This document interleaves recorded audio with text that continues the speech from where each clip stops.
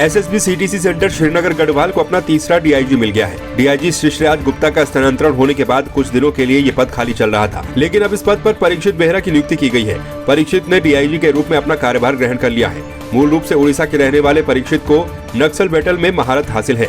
उन्होंने झारखंड में एसएसबी की 35वीं वाहिनी का नेतृत्व करते हुए 25 नक्सलियों को आत्मसमर्पण करने पर मजबूर किया था। साथ में प्रमोशनल कोर्सेज भी चलता है और हमारा मेन फोकस होगा ट्रेनिंग को सही ढंग से और नया टेक्नोलॉजी के साथ उनको जो भी बॉर्डर गार्डिंग और अदर ड्यूटीज़ है जो एसएसबी को मैंडेट हिसाब से है उसके लिए हम उनको तैयार करें। फिलहाल अभी 2 courses 2 batch sub inspector direct entry का बेसिक ट्रेनिंग चल रहा है और अभी और एक कोर्स 6 जनवरी में आने वाले हैं। एसएसबी तो बहुत पहले से इवन पुराना रोल में और नया रोल में आने के बाद भी सिविक एक्शन प्रोग्राम और कम्युनिटी वेलफेयर प्रोग्राम वो अपना जहाँ भी डिप्लॉयमेंट है वहाँ पे हर साल चलाती है कई बार और उसमें पब्लिक को इन्वॉल्व करते हैं कोई भी प्रोग्राम में। केंद्र और राज्य सरकार के द्वारा संचालित जन कल्याणकारी योजनाओं का लाभ सुदूरवर्तीय गांवों तक पहुंचाने के लिए लोगों की समस्याओं के त्वरित निस्तारण करने के उद्देश्य से रुद्रप्रयाग में ग्राम चौपाल का आयोजन किया गया। ग्राम कुइली में चिकित्सा शिक्षा विभाग के सचिव आर राजेश कुमार की अध्यक्षता में ग्राम चौपाल का आयोजन किया गया, जिसमें स्थानीय ग्रामीणों और जनप्रतिनिधियों के द्वारा क्षेत्र की विभिन्न समस्याओं को रखा गया, जिसमें अधिकतम समस्याओं का मौके पर ही निस्तारण किया गया।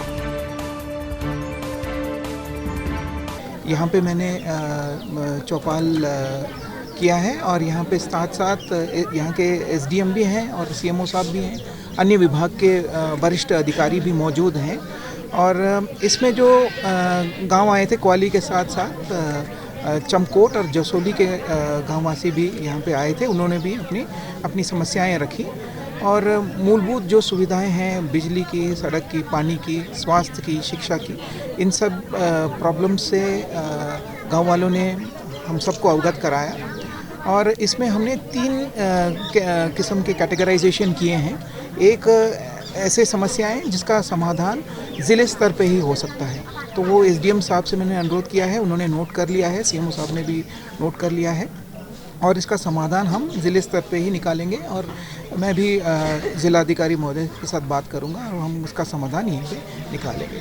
कुछ ऐसी समस्याएं हैं जो हम लोग शासन स्तर के हैं या शासन स्तर पे लंबित हैं या जो कार्रवाई शासन स्तर पे होनी है, वो समस्याएं मैंने भी नोट कर ली हैं और मैं संबंधित विभाग के, चाहे कोई भी विभाग हो, उस विभाग के जो सचिव साहब हैं उनके साथ मैं विचार विमर्श करके वहाँ पे शासन स्तर पे समाधान निकालने की कोशिश करूँगा। मसूरी मातृशक्ति संस्था की ओर से एक होटल के सभागार में शहर के गरीब और जरूरतमंद लोगों को गद्दे वितरित किए गए। इस अवसर पर संस्था की अध्यक्ष स्मृति हरि ने बताया कि उनकी संस्था के द्वारा हर वर्ष गरीब जरूरतमंद लोगों की मदद की जाती है। उन्होंने कहा कि संस्था के द्वारा लगातार प्रयास किया जाता है कि जरूरतमंद लोगों की सहायता की जाए। वहीं संस्था सदस्य और समाज सेवी ममता भाटिया ने बताया कि शहर में अब धीरे धीरे ठंड बढ़ने लगी है और वो जरूरतमंद लोगों को कपड़े और गर्म रजाई गद्दे देकर उनकी मदद कर रहे हैं।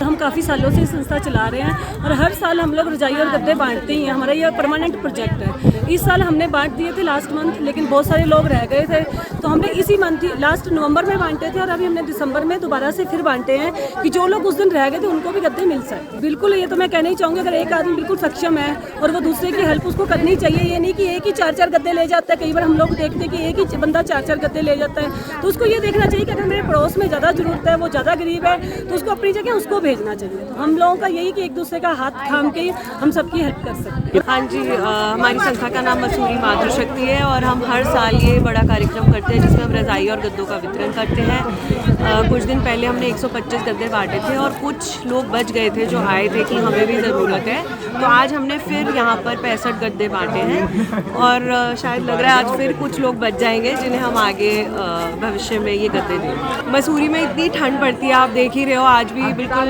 धूप नहीं है और ठंडा है मसूरी में। और जब हम लोग अपने घरों में रहते हैं तो मुझे ऐसा लगता है कि अगर हम अपने घर का बेड खोलते हैं तो उसमें रज़ाइयाँ एक्स्ट्रा होती हैं और ये लोग जिनको कंफर्टेबली नहीं रह पाते और इनके टीन के घर हैं और चद्दर के घर है और इन लोग को ठंड लगती होगी, तो हम लेडीज़ का यही मानना है कि अगर हम लोग मिल के इन लोग को थोड़ा सा आराम पहुंचा सकें तो हमारे लिए एक अच्छी मुहिम है ये इन लोग की। अग्रवाल महासभा के द्वारा महाराजा अग्रसेन मंदिर में तुलसी दिवस के अवसर पर पूजा अर्चना की गई और प्रसाद वितरित किया गया। इस अवसर पर अग्रसेन महाराज की मूर्ति पर माल्यार्पण किया गया। वहीं कार्यक्रम में तुलसी के बारे में जानकारी दी गई और उसके महत्व को बताया गया। तुलसी दिवस हमने जो है अपने जितने भी हमारे पौराणिक जो भी त्यौहार होते थे या फिर जो भी हमारे उत्सव होते थे वो धीरे धीरे करके नई पीढ़ी द्वारा भुला दिए गए। तो हम लोगों ने कुछ प्रयास किया है इस तरह से कि हम कुछ भी करके धीरे धीरे करके इन सब चीज़ों को नई पीढ़ी तक पहुंचा सकें और इन चीज़ों से उनको अवगत कराएं कि हमारे कौन कौन से ऐसे औषधि, जैसे हमने तुलसी के बारे में बात करते हैं, पीपल का पौधा है या फिर जो भी चीज़ें हमारे पास होती हैं ऐसी, जिन चीज़ों के बारे में हम उनको अवगत करा सकते हैं नई पीढ़ी को। इसी के लिए अब हमने इसको तुलसी दिवस को भी हमने शुरू किया है। 25 दिसंबर तुलसी दिवस का कार्यक्रम होता है, देश भर में सबको पता होता है, लेकिन कार्यक्रम कहीं पर आयोजित नहीं किए जाते।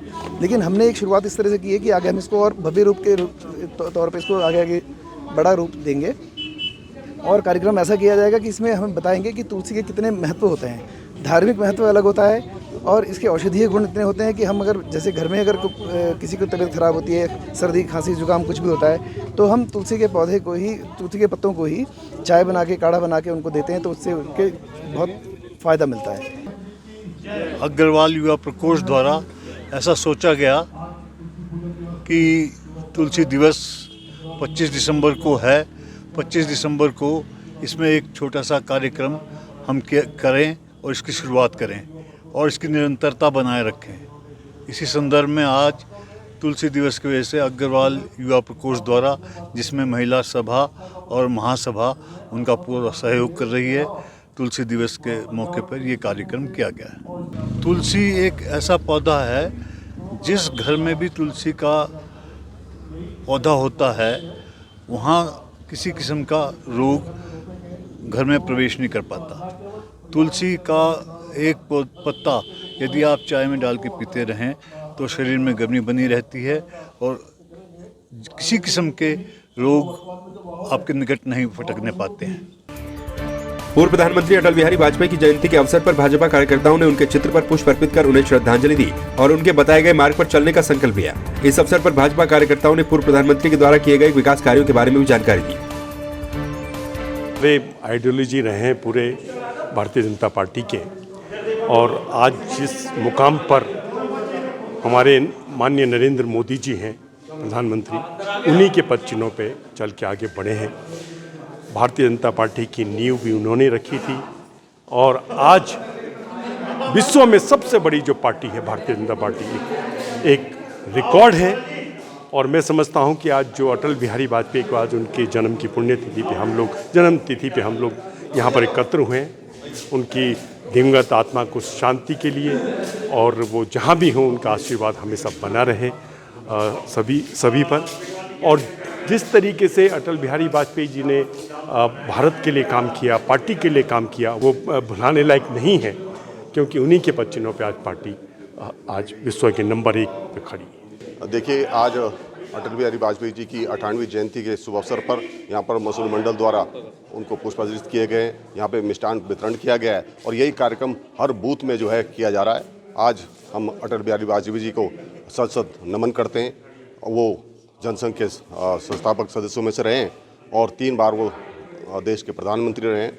और आपने देखा होगा कि जो विचार जिसको लेकर आज चाहे केंद्र में नरेंद्र मोदी जी की सरकार हो, चाहे उत्तराखंड में धामी जी की सरकार हो, उन्हीं के विचारों को लेकर आगे चलने का काम कर रहे हैं और उनकी दूरदृष्टता से ही आज जो है देश इतना आगे है। पार्टी जो एक समय पर 2 सदस्यों की MP हुआ करते थे, आज बहुमत में है और उत्तराखंड राज्य को निर्माण में उनकी अहम भूमिका रही है। उनके द्वारा इसको जो है बनाया गया है, जहां आज नरेंद्र मोदी जी केंद्र में और धामी जी यहाँ स्टेट में उसको संवारने का काम कर रहे हैं। तो उन्हीं के विचारों को लेकर पार्टी का हर कार्यकर्ता उनसे प्रेरित होकर उनके विचारों को आगे ले जाने का काम कर रही है। इसी का फलस्वरूप है कि आज भारतीय जनता पार्टी विश्व की सबसे बड़ी पार्टी उभर कर निकली है।